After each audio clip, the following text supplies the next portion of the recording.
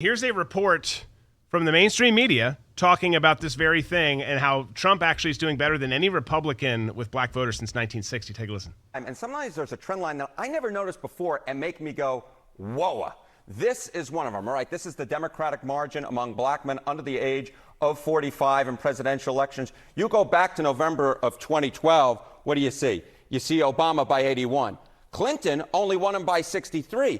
Then we're all the way down to Biden last time around by 53. A tremendous drop already.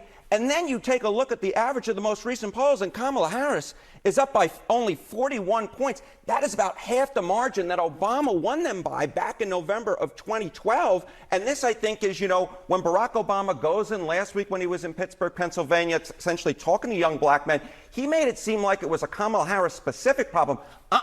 This is part of a long-standing trend of young black men moving away from the Democratic Party, and Kamala Harris is just the latest to face that magnitude of younger black men going towards the Republicans. That was most interesting here is the trend line and where some of the biggest drops happened or already happened in this case. How about black men overall?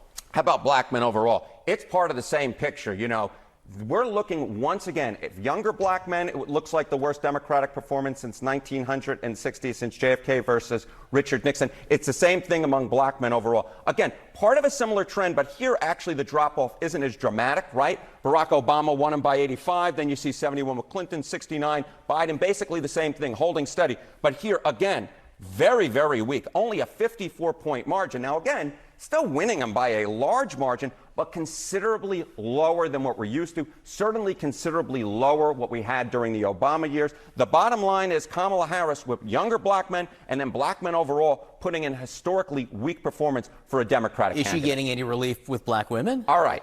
So, we're talking about the trend line, right?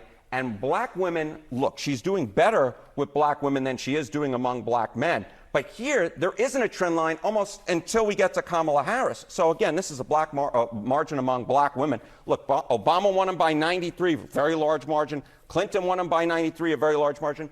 Biden did a little bit worse at 85. But then you look here, and you get a 71-point margin. Now, again, these are large margins, but the bottom line is when you're talking about the base of the Democratic Party, you would think that Kamala Harris would do very well among black women based upon history, and of course she would be the first black woman president, but she's actually doing the worst for a Democratic candidate among black women since 1960, if this holds, John. And again, when you look at the numbers here, whenever you come in, looking at the trends is probably the most important thing. You got it, my friend. Thank you very much. Thank you. Sarah?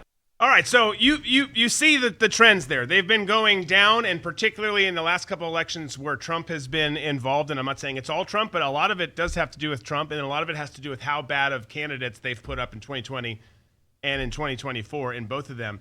And as that dude said, she still has a wide margin, a huge lead over Trump, but comparatively speaking to how that typically has been in the past, going way, way, way back when, those are devastating numbers to a Democrat candidate and very, very positive for someone like Trump. I mean, it seems like the tide is turning a little bit where they're not just saying we're supposed to vote Democrat, so we're going to do it. That's how it feels, at least.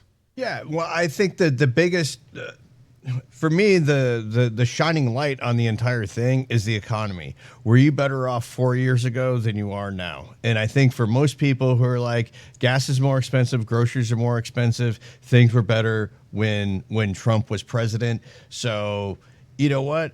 I don't have to vote this way because they're the ones who have been ruining my life for the last 3.5 years.